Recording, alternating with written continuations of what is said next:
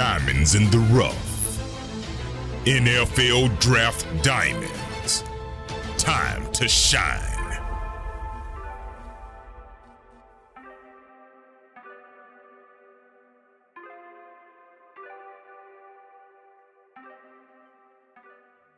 Hi, my name is Jimmy Williams with NFL Draft Diamonds. And today I have with me Reed Blankenship. He's a safety out of Middle Tennessee State. Nice to have you on, sir. Thanks for having me. So yeah, I mean, who we're looking at right now is we're looking at the all-time leader in tackles, actually for Middle Tennessee State. So talk to me a little bit about you and your story, if you don't mind. Tell me maybe where you're from and actually how you got there to Middle Tennessee, if you don't mind. Yeah, this is going to be pretty easy. I'm a pretty simple guy, but come from a small town called Anderson, Alabama. Population is very low there. I can't even, off the top of my head, I can't even give you a number, but started there at West Limestone High School, small school, graduated with 101. Coach Mike Pauley, that's still here at Middle Tennessee State, he used to be the special teams coordinator. He actually was my recruiter.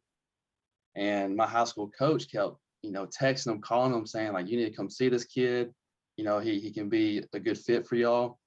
And finally, Coach Pauley came down to watch me play. And at the time, I was playing quarterback, receiver, and safety. So I was a do-it-all guy. But there's only like 30 guys on the roster, so you can only imagine that. So you think your time at quarterback really helps you out, like Oh, overall? absolutely. Sorry to cut you off No, there, you're but good. No, you're good. I'm just kind of curious. No, I think I like to understand that now because our DC loves to recruit, quarterbacks that play both sides of the ball, like they're athletes. I was more of a running quarterback at the time. So that allowed me, I always had the ball in my hand. So that's what I love to do. I was a physical guy, wasn't scared of any contact. So I guess that's what kind of raised their eyebrows when they watched me. Sure, sure. Mm-hmm. And you want to kind of talk a little bit about your time there at Middle Tennessee? I mean, obviously I introduced you as a safety. Whereabouts Mm-hmm. are you lining up like on a regular basis there? Well, recently, in the past season, I was lining up man to man a lot. That came with the scheme we were playing. But in the years past, it was more of a zone scheme team. I was a middle of the field guy. We had dudes around us that could play man to man. I just, roamed the outfield, so to speak. So I kind of enjoyed that. So, what's your height and weight these days, man? I mean, what are we looking at when we're looking at Reed Blankenship? Right now, I'm 6 foot 205. Okay, okay. So I mean, obviously, fairly decent size there at safety, and maybe that might help you out a little bit because Hmm. sometimes people like to pigeonhole guys as either like a box safety or a single Right. high safety or something or whatever. But I don't think that that's going to limit you one way or the other. Hmm. What do you feel is the best thing you bring to the table as a prospect? I just feel like I'm a very aggressive guy when it comes to the defense. Sometimes my weakness is playing overly aggressive at times. But in saying that, I'm a great communicator. Especially here at MT, I was the guy making all the checks and adjustments in the back end, making sure everybody was lined up correctly before the snap. And, sometimes it's tough, so you have to use hand signals. But I think one of my strong points was being the vocal guy on the field. Gotcha. And also, I mean, correct me if I'm wrong, but I mean, you've had 50 starts over your time there at Middle Hmm. Tennessee. So, I mean, one of the things that you were obviously getting is a very experienced guy Right. who knows his way around things, and like you said, plays a couple different schemes. So, certainly something that you bring to the table. So, Hmm. um, when you're looking at maybe guys that are in the league that maybe play at your position, who are the guys that you try your best to model your game after, or maybe who are you a fan of that's playing in the NFL right now? Well, personally, I'm a big fan of Harrison Smith. Just by the way he plays. His grit, his understanding of the game too. It just looks like he already knows what's going on before the play even happens, and that's what I want to be when I get to that point. Yeah, he's also one of these kind of guys that's going to punch in the mouth too. So I Right. mean, he's very aggressive. Right. Again, like you said, I mean, that's really one of the things that you bring to the table as Hmm. well. The other thing that I feel like you bring to the table is Some special teams experience, man. You've been really an excellent contributor there on special teams. I know you've blocked at least a couple kicks Hmm. during your time there. Talk about those if you don't mind. I mean, and just your overall experience there on special teams. Right. So starting as a freshman, your first opportunity is going to be special teams. So you're grinding, trying to get on a team. And luckily, I was pretty much on every special teams at that point until I started getting a lot more playing time. And here, I don't know if anywhere else is like this, but MT, when their starters are participating in special teams, they try to cut back on the special teams portion. So as my years, started to come, I began to lean away from special teams, which that I wouldn't say kind of hurt me, but I needed snaps. I know that's a big opportunity in the league, to get your foot in the door. But yeah, I even asked my coaches like, hey, I need to get snaps on like punt block, just to just get some tape of that. But I believe my first live like film would be the East West game. I think I did a pretty good job on special teams there. Cool. So, since you said it, let's go ahead and chat about your time there at the East West Shrine game. So, Mhm. obviously, got an invite out to that bowl game, was able to showcase your talent there. Talk about anything else that you want with regards to that event. Yeah, it was a grind, obviously, but I told myself to make sure I was always at the front of the line during drills. That's how you're going to get your name out there. Coming from a small school, you kind of got a small name. You need to make a huge impact when you get in front of all these scouts. So the best thing I could do is be the first one in line to do all these drills just to get my name out there. So that was one of my goals going into this bowl game. Gotcha. And obviously, the other part of that too is you make a lot of relationships while you're there. Either with some of the the players out there, the coaches, and then of course you get to sit down with these NFL scouts. So talk about all that if you don't mind. Yeah, so when the interviews came, it's kind of nerve wracking. You've never been in a room with all these teams, and you sit down, you start to talk to them, start to try and sell yourself. It's your first job interview that you've had probably ever. I've never had a real job. Football's always been my job per se. So trying to sell yourself through words and getting to know, building relationships with all these teams, it can get nerve wracking at times. But I enjoyed it. It's a blessing to be in that spot. Like I said, I really enjoyed myself. So they put you under the gun a little bit, put some plays in front of you, and have you like diagnose what's in front of Hmm. you. Is that kind of how that was sort of in general, or any Hmm. other Right. weird questions that they would give you? It was pretty much, like you said, film study and then like background stuff. And after a whole morning of practice and getting up early, you're kind of tired, your brain's kind of fried. So just getting through that grind, is tough. But no, like I said, I enjoyed it, man. Yeah, you're not telling me anything I don't know, man. Like that 1 week of All Star, just activities is Hmm. one heck of a grind. I mean, it really takes its toll on you. So I mean, obviously, you got Right. to make sure that you rest up and Hmm.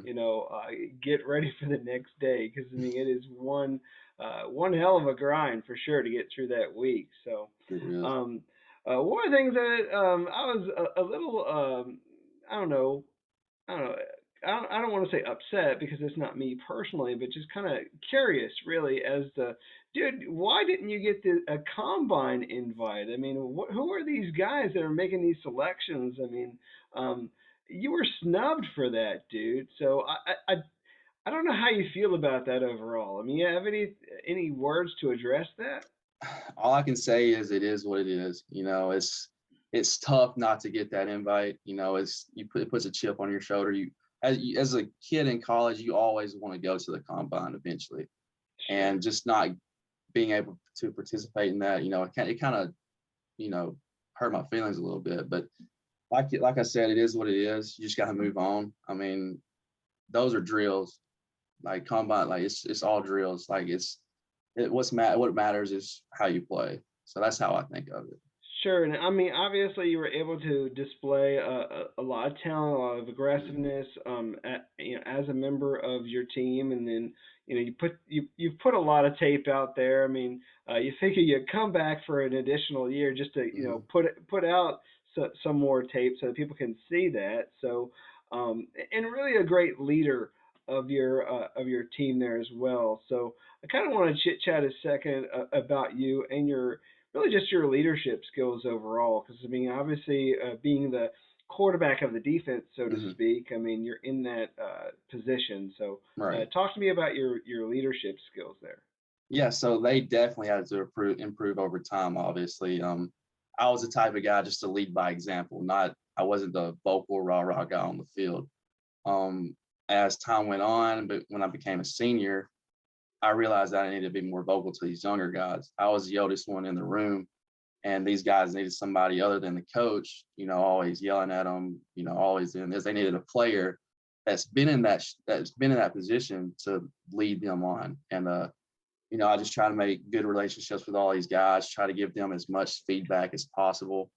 If they have any issues, they could, ask me any questions. I try to be approachable at any time of the day. But sometimes it's tough. Sometimes you have guys that don't want to listen, that kind of hard headed, is so to speak, and it's tough. It kind of hurts me a little bit, but and once you get around that barrier, yeah, I think it was fine. Sure, sure. Reed, obviously, again, you didn't get that invite to the combine, although you did go out and do a pretty decent job at your pro day. So chat with me a little bit about this pro day, man. I mean, you're running in the 4.5s, which is a Hmm. good number. So, uh, just kind of explain your overall experience with your pro day, if you don't mind. Yeah, I was excited about it going into it. I thought I'd put better numbers out there going into it, honestly, but it is what it is. The numbers don't lie, but I believe that that can translate to the field. I feel like I'm a faster player on the field. I react quicker, and seeing the way I turn and the way that I move my hips to these scouts, I believe I put on a show. Gotcha. And obviously, you had to train yourself up for that pro day. Mhm. Where were you training at? Were you like with a particular coach or facility? What were you doing? I was at APEC in Fort Worth, Texas. Taylor Nelson Cook, he did a phenomenal job, um, showing us how to run our certain techniques. Our relationship is pretty tight. He's a cool dude, man. You can call him anytime. So shout out to him. So, Reed, you've had a lot happen with you really over the past couple months, but really like if we look at the span of like your entire collegiate career, I just kind of wanted to ask you, what's going to stick out? What are you going to remember the most? Like, is there a game or is there a play that perhaps you can share? I don't even say the game or anything. I'll just say the locker room.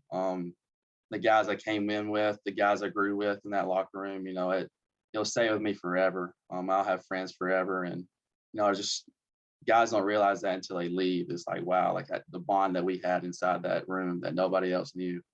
It just goes deeper than you ever think. So I believe it's the locker room for me.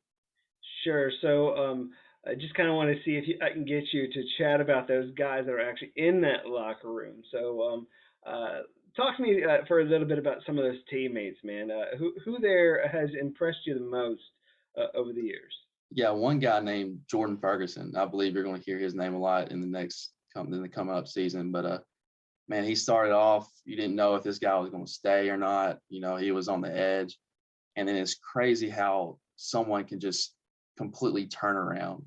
This guy, he's one of our captains now. He's a leader. Everybody looks up to him. Does everything he can in the community. He's just a phenomenal person now, and that's one guy that I love as a brother to death. I hope the best for him. Cool. Give me one little tidbit about this one guy that I have on my board named DQ. Hey, he's a dog, man. He's one of my best friends too, man. He's a dog. Like it's incredible. He plays with so much aggression too, and just his love for the game. You can see it on the field, and that's just one thing I love about people. If you can see the love they have, you just love playing beside them. I've played beside them, my whole career here, and wouldn't trade him for anybody else, honestly. Awesome. Love to shout out the fellow teammates Oh there, yeah. for real. So, um, also, man, I mean, a lot of coaches poured into you over the course of your career, whether it be in high school or college. Is there maybe a lesson from one of those coaches that still sticks with you today? Yeah, my DC, Scott Schaefer, every time before a game or even when I hit a low point, he'll say, there'll be highs, there'll be lows, but we'll stay steady as we go. And that's something that'll always stick with me, even when I was a freshman. That I don't know what it is, but that just sends relaxation over me. I'm like, okay, let's go. Nice. It sounds a little bit like a Dr. Seuss book or something. It So, does. It's uh, simple, but it's crazy what it can, say that into for my me one mind. last time, if you don't mind. There'll be There highs. there'll be highs, there'll be lows, but we'll stay steady as we go. Nice. You need to get somebody to like write a little children's book or something, for him. I think that that would be fun. It'd So, be cool. hey, I want to get a chance to meet this Reed Blankenship guy off the field a little bit. So, tell me something about yourself that's maybe interesting, fun, unique, special, hobbies, interests, passions, anything you got going on in your life that you want to share. Well, my hobbies right now are I'm an outdoorsy person. I have a Jeep and I love to take the doors off, go to a waterfall or somewhere in Tennessee. When I had my dog up here, we would go on trails, take him out, but I also like, just hanging out with friends, and then playing video games, obviously. So, I'm just a simple guy. I don't really do a whole lot. It's either workout, film study, or I'm at home with my friends or outdoors. So Sure. So outdoorsy kind of guy. Out. You said with your dog occasionally, like when you have him with yeah, you. So, what kind of dog you got? I got a miniature Australian Shepherd. Nice. So So big dog. he's not really big. He's probably 40 pounds. So Okay. Well, I mean, it's big for some people, I suppose. you're But right. You're right. I no, I get you. A couple more questions just for the fun of it. So, uh, you do you have like a favorite movie? I do. It's Step Brothers. If that Step describes Brothers. that's my personality right now. So I have watched it and absolutely adore that movie. So, I can watch um, it and memorize every line of it.